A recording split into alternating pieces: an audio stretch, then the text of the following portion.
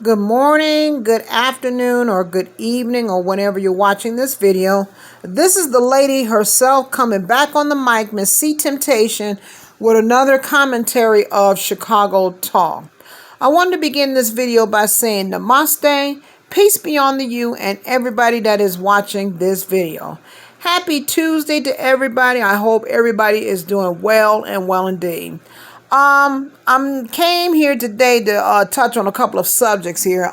First, I wanted to send prayers to the wife and children of A.J. Johnson. Yeah, it was just announced recently, I think it was yesterday, that he had just made his transition and he was only 55 years of age. He did play it in the Players Club. He did play it in Friday. And plus he did play it in a other couple of other movies. I mean, a great comedian. Rest in peace to him, and please extend prayers out to his wife and children. From what I read online, they said the cause of death has not been determined. So I'm thinking allegedly though that it's in process right now. So we'll see what happens in the next couple of weeks. But yeah, that's a shock to everybody because he is a well-known comedian. And yeah, rest in peace to him as well. And I read on also online, they said Ice Cube did extend his condolences as well. So yeah, definitely rest in peace. I mean, but that shows right there, as black people, we really need to take better care of ourselves because tomorrow's not promised. And what can you do? Couple other things I want to touch on as well. Kind of want to give a brief update regarding the R. Kelly trial. And also, I definitely want to read two people in particular, which is Diane Haughton, which is the mother of the late and great singer Aaliyah, and her uncle Barry Hankerson. Now, I've been kind of like looking into this information these last couple of days, and I found some things that was quite disturbing. And personally, I really don't understand why in the hell that the court did not subpoena Diane Haughton and Barry Hankerson. Because from what I've gathered, allegedly, though, that both of these two individuals did knew about the relationship between Aaliyah and R. Kelly up to the time that they were married. And I really am surprised at Diane Haughton. I mean, when I found this out, this had really raised my level of pisserism. What I don't understand is now found out that she had R. Kelly to sign a contract stating that, Aaliyah or her would not press any charges against him for sexually abusing Aaliyah. Found out later on, allegedly, that she got pregnant by R. Kelly. Now, the way she fixed it in the contract, from what I gathered, though, that she had, she fixed it up where she'll end up owning all the rights to R. Kelly's music. But this is the main question I wanted to ask and address. I mean, she was so worried about far as getting this money, but that shows you right there how low down she is. I don't understand why is it that she would consider try to get, rights to his music instead of trying to press charges against R. Kelly for statutory rape.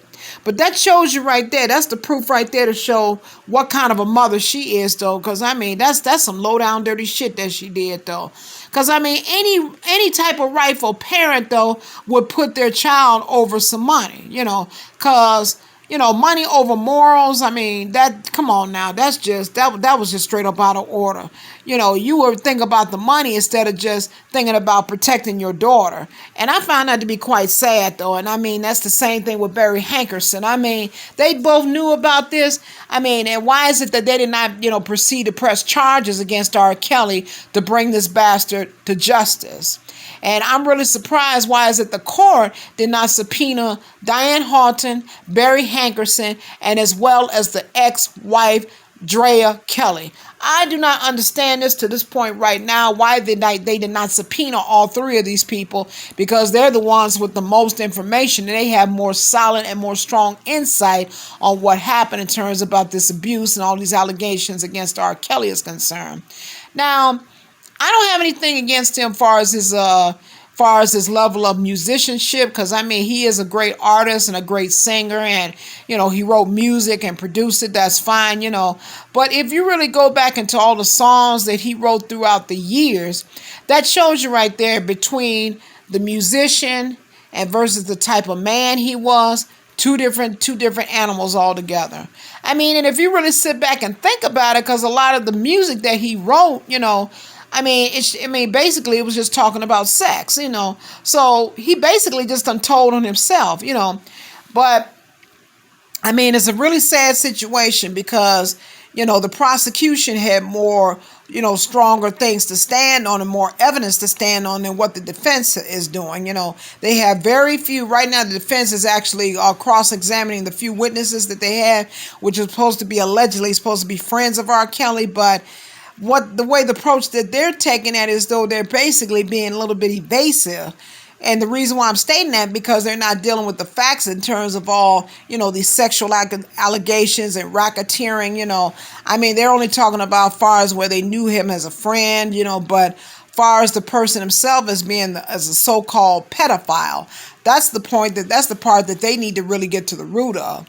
Now, from what I've gathered, though, after when the defense cross-examines, the witnesses that they have, the prosecution is pretty much finished. They're supposed to come up with a verdict. It's supposed to be now between Friday, no later than Monday. But, just, kind of like sitting back and reading and, watching videos about this case and hearing all these different things that's coming into the light, though, I find it to be really, really sad. And I did heard, though, from his first trial back in 2008, he had the nerve, talking about R. Kelly, that is. He had the nerve to sit up here talking about, them motherfuckers should have catch me 30 years ago. But guess what, sir? Your time has came as of now. And I'm hoping and praying for your sake. Like I said, I hope, I wish you the best, though, but the way it's looking far as what the prosecution has presented, brother, it's not looking good, though. And you're looking at possibly facing 10 years to life in prison. And it's really sad, though, because the man should have got some sort of help long time ago, because allegedly, he was abused by his sister, abused by a neighbor, and no help was provided to him in any type of psychological help. And now it's to the point now the man is just too far gone. And it's really sad, though. It's really truly sad. But hey, if you did the crime, it's time for you to do the time. So whether if I believe that those young ladies are lying about all these allegations, I personally, I don't think they're lying. I think it is some sort of truth behind that. But we'll see what happens once the jury goes into deliberation, and then they come up with a verdict. But based on what I'm seeing, and then when the prosecution brought all of those videos, and as well as those iPads showing him, though, having all these different types of improper contact with these different young ladies, and also men. Yes, also men. It ain't looking good on his part. But, we'll see what happens. But, yeah, it's just a sad situation. It really is, though. But, his day is coming. Trust and believe you me, though. Like I said, anything that's in the dark is definitely going to come to the light. So, guys, do me this favor. Drop a comment on the bottom and let me know what you think about, this R. Kelly situation, because it's really, truly sad. And the main thing that I ask for is to share and subscribe.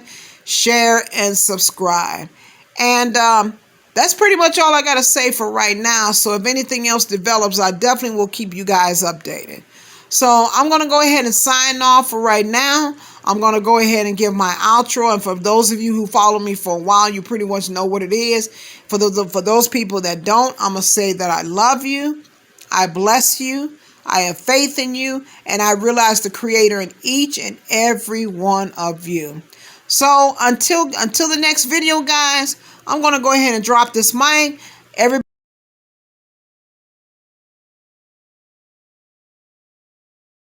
and keep on following those rules, the social distance rule. Keep wearing masks. Please get vaccinated if you can, though, because we're living in different times right now. And yeah, that's pretty much all I got to say for right now. So I'll see you guys next time. You stay blessed and stay safe.